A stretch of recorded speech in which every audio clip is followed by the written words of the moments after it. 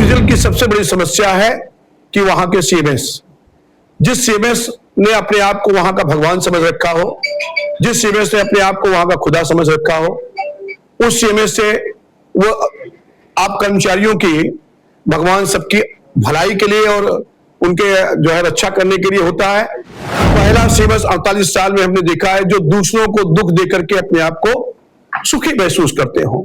आज रिटायर्ड हमारे कर्मचारी हैं, उनके परिवार हैं, सर्विंग एम्प्लॉय हैं, उनके परिवार हैं। इस हॉस्पिटल का एक बच्चा भी आप उनके सामने नहीं, पीछे पूछिए कि अगर सीएमएस के बारे में कह दे कि हाँ साहब ये अच्छा सीएमएस है, तो जो आप कहेंगे वो मैं सजा भुगतने को तैयार। और ये कहते हैं मेरा ट्रांसफर कोई कुछ कर नहीं सकता, मैं यहां का मालिक हूं। इस अस्पताल को मैंने रजिस्ट्री करवा रखी है, यह अस्पताल मेरा है और मैं अस्पताल का मालिक हूं। मैं जो कहूंगा, जीएम कुछ नहीं, डीआरएम कुछ नहीं, एडीआरएम कुछ नहीं, पीसीएमडी कुछ नहीं, रेलवे बोर्ड कुछ नहीं। मैं जो कहूंगा, क्योंकि अस्पताल मैं चलाता हूं, मैं अस्पताल का मालिक हूं। बरेली में इज्जतनगर रेलवे स्टेशन पर मजदूर यूनियन के पदाधिकारियों ने इज्जतनगर मंडल के रेलवे अस्पताल के मुख्य चिकित्सा अधीक्षक यानी सीएमएस पर गंभीर आरोप लगाए हैं। यूनियन का कहना है कि मंडल के सबसे बड़े रेलवे अस्पताल में अधिकारी अपनी मनमानी कर रहे हैं, जिससे कर्मचारियों और मरीजों को लगातार परेशानियों का सामना करना पड़ रहा है। यूनियन प्रतिनिधियों ने आरोप लगाया कि अस्पताल के सीएमएस किसी की नहीं सुनते और न ही मंडल रेल प्रबंधक यानी डीआरएम और महाप्रबंधक यानी जीएम के निर्देशों का भी पालन नहीं करते। उनका कहना है कि अस्पताल की कार्यप्रणाली से रेलवे कर्मचारियों में भारी नाराजगी है। मजदूर यूनियन ने चेतावनी दी है, यदि सीएमएस का जल्द स्थानांतरण नहीं किया गया तो बड़े स्तर पर धरना प्रदर्शन किया जाएगा। यूनियन नेताओं ने कहा कि इस आंदोलन में पूरे देश की मजदूर यूनियनों को एकजुट कर व्यापक विरोध प्रदर्शन किया जाएगा। हालांकि इन आरोपों पर रेलवे प्रशासन या संबंधित अधिकारी की ओर से अभी तक कोई आधिकारिक प्रतिक्रिया सामने नहीं आई है। जनमाध्यम डिजिटल के लिए बरेली से रविंद्र सिंह की रिपोर्ट। जी सर, क्या नाम है आपका? और मेरा नाम बसंत चतुर्वेदी है। मैं इंडियन रेलवे मजदूर का महामंत्री हूं, ऑल इंडिया रेलवे में फेडरेशन का सहायक महामंत्री हूं। और ये जो आज आप हमारी बाइट ले रहे हैं, अभी कल आपने हॉस्पिटल के बारे में कुछ समस्याएं रखी हैं। हॉस्पिटल की सबसे बड़ी समस्या है कि वहां के सीएमएस, जिस सीएमएस ने अपने आप को वहां का भगवान समझ रखा हो, जिस सीएमएस ने अपने आप को वहां का खुदा समझ रखा हो, उस सीएमएस से वो आप कर्मचारियों की भगवान सबकी भलाई के लिए और उनके जो है रक्षा करने के लिए होता है। हमने 48 साल के अपने ट्रीटमेंट में पहला सीएमएस ऐसा देखा है। पहला सीएमएस 48 साल में हमने देखा है जो दूसरों को दुख देकर के अपने आप को सुखी महसूस करते हो। मैंने महाप्रबंधक महोदय को भी ये बात कही, मैंने डीआरएम मैडम को भी यह बात कही, मैंने पीसीएमडी मैडम को भी ये बात कही कि आज यहां से हॉस्पिटल आखिर में से डॉक्टर पलायन क्यों कर रहे हैं। लगभग मतलब काफी सारे डॉक्टर यहां से रिजाइन करके चले गए हैं, कुछ ट्रांसफर करा के चले गए, कुछ छोड़ने को तैयार हैं ड्यू टू सीएमएस। मेरे 48 साल के जीवन में ऐसा मैंने जो ऐसा सीएमएस अहंकारी हो जो मैं के अलावा कुछ नहीं जानता हो। आज रिटायर्ड हमारे कर्मचारी हैं, उनके परिवार हैं, सर्विंग एम्प्लॉय हैं, उनके परिवार हैं। इस हॉस्पिटल का एक बच्चा भी आप उनके सामने नहीं, पीछे पूछिए कि अगर सीएमएस के बारे में कह दे कि हाँ साहब ये अच्छा सीएमएस है, तो जो आप कहेंगे वो मैं सजा भुगतने को तैयार। एक व्यक्ति भी आज इनके साथ में नहीं है, ऐसा कैसे? और ये कहते हैं मेरा ट्रांसफर कोई कुछ कर नहीं सकता, मैं यहां का मालिक हूं। इस अस्पताल को मैंने रजिस्ट्री करवा रखी है, यह अस्पताल मेरा है और मैं अस्पताल का मालिक हूं। मैं यहां रेलवे का कर्मचारी नहीं, मैं मालिक हूं। मैं जो कहूंगा, जीएम कुछ नहीं, डीआरएम कुछ नहीं, एडीआरएम कुछ नहीं, पीसीएमडी कुछ नहीं, रेलवे बोर्ड कुछ नहीं। मैं जो कहूंगा, क्योंकि अस्पताल मैं चलाता हूं, मैं अस्पताल का मालिक हूं। उनका यही वर्डिक है कि मैं अस्पताल का मालिक हूं, इसलिए मैं जो करूंगा वही सत्य है, बाकी जो जितने भी चीजें हैं सब मिथ्या है। वो जो कहते हैं वो आप कहते हैं। देखिए आप मेन दरवाजा बंद है उनका, आपको जाना है तो घूम के जाइए आप।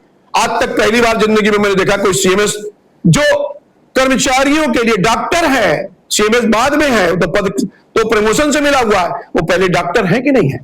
और डॉक्टर का प्रमोशन प्रोफेशन क्या है? कर्मचारियों का, जहां आप नौकरी करते हैं, आम जनता का, कर्मचारी का या रेलवे एम्प्लॉय का, उनका सुख उनकी सुविधाएं, उनकी मेडिकल संबंधी जो है जो परेशानियां उनको दूर करना।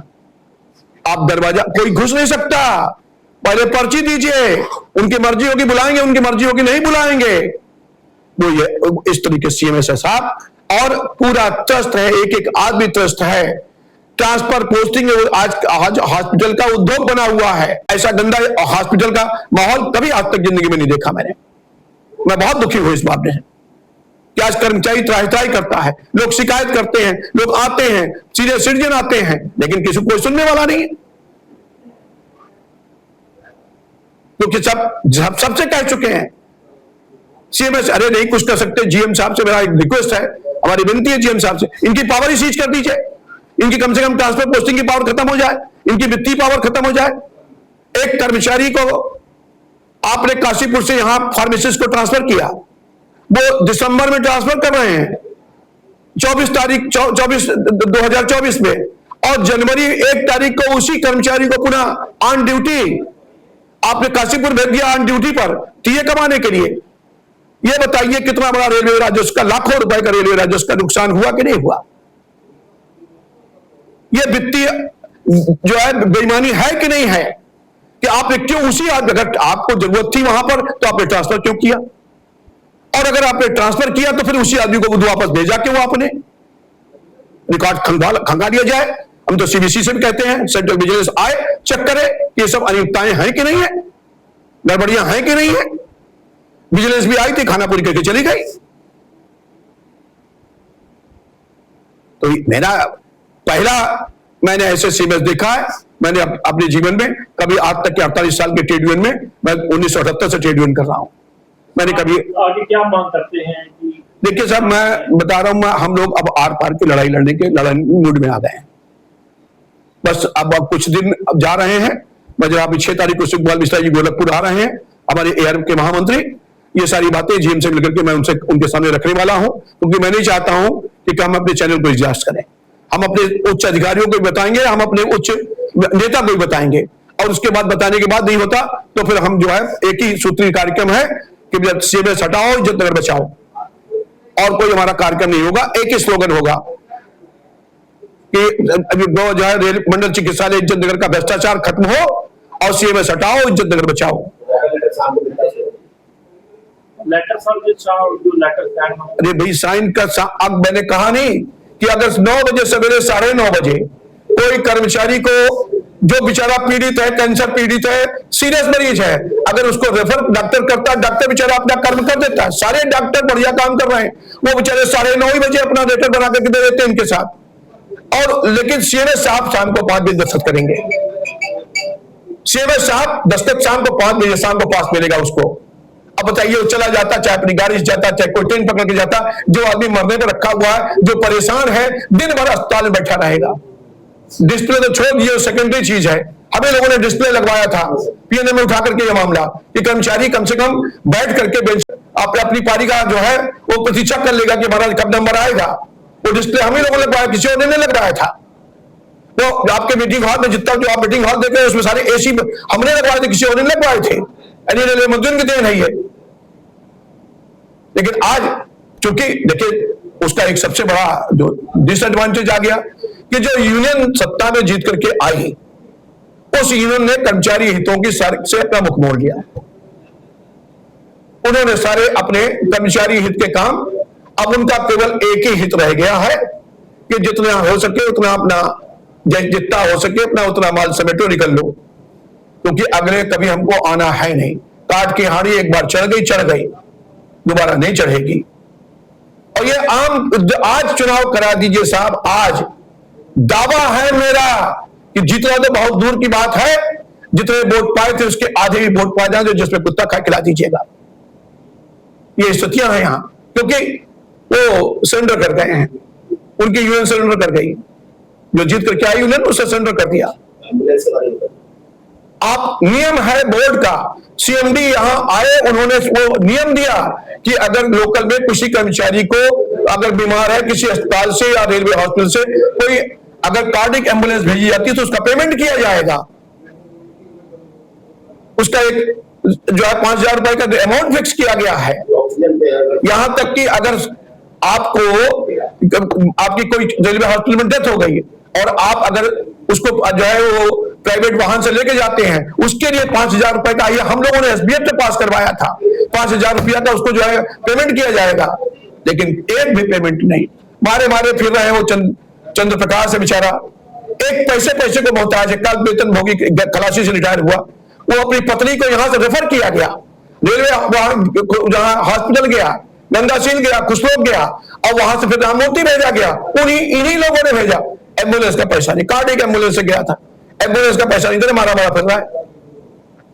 एक समस्याएं हो तो बताऊं साहब, पूरा अंबार है समस्याओं का, अंबार है समस्याओं का।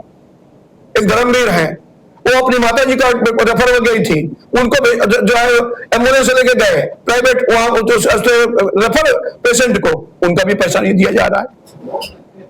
तो ये तमाम एक समस्या नहीं है साहब, अस्पताल में तो समस्याओं का अंबार लगा हुआ है।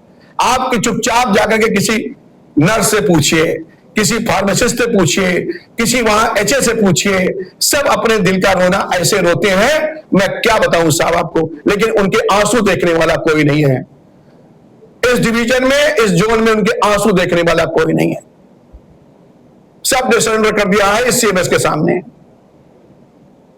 सब नतमस्तक है इन सीएमएस के सामने, और इस बात को सारी जानकारी उनको दे चुके हैं, ऊपर के अधिकारियों को भी दे चुके हैं। बोर्ड की पीएनएम होने वाली है, इस मामले को निश्चित तौर पर मैं अपने माननीय महामंत्री सुखपाल मिश्रा जी के माध्यम से बोर्ड की पीएनएम में रखने का काम करूंगा।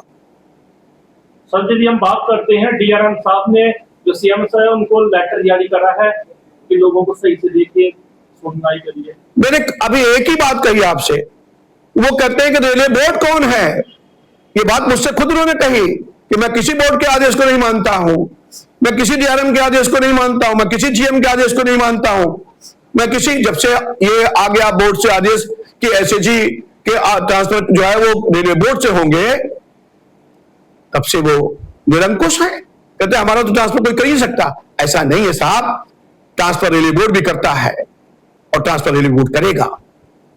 मैं जाकर के रेलवे बोर्ड धरना दूंगा, मैं यहां धरना दूंगा, लोकतांत्रिक मेरे पास तो अधिकार है, और ऐसा भी नहीं कि मैं तो जो है मेरे पास स्ट्रेंथ नहीं है, जिस दिन चाहूंगा उस दिन 150, 200, 200, 400, 500 आदमी लेके घेर लूंगा, चाहे वो डीआरएम को हो चाहे सीएमएस को हो। पूरे इंडियन रेलवे का आदमी यहां इकट्ठा हो सकता है, लाखों हजारों आदमी इकट्ठा कर सकता हूं मैं यहां, एक आह्वान करूंगा, पूरे हिंदुस्तान का आदमी यहां इकट्ठा होगा। मैं चाहता नहीं हूं इस तरह की बात, क्योंकि हम लोग डिसिप्लिन ऑर्गेनाइजेशन में काम करते हैं, ऑल इंडिया रेलवे एडमिनिस्ट्रेशन एक डिसिप्लिन ऑर्गेनाइजेशन है। लोगों को ट्रेड यूनियन की जो है ककारा नहीं पता है, एबीसी नहीं पता है। आज जितने डीआरएम मैडम के पीछे जितनी फोटो लगी हुई है, कोई ऐसा डीआरएम नहीं जिससे बसंत चौधरी ने पीएनएम ना किया हो, जो मुझे व्यक्तिगत रूप से जानता हो कि मैं क्या हूं। लेकिन 48 साल के मेरे ट्रेड यूनियन में पहला सीएमएस मैंने ऐसा देखा है, जो दूसरों को दुख पहुंचा करके स्वयं को सुखी समझते हो।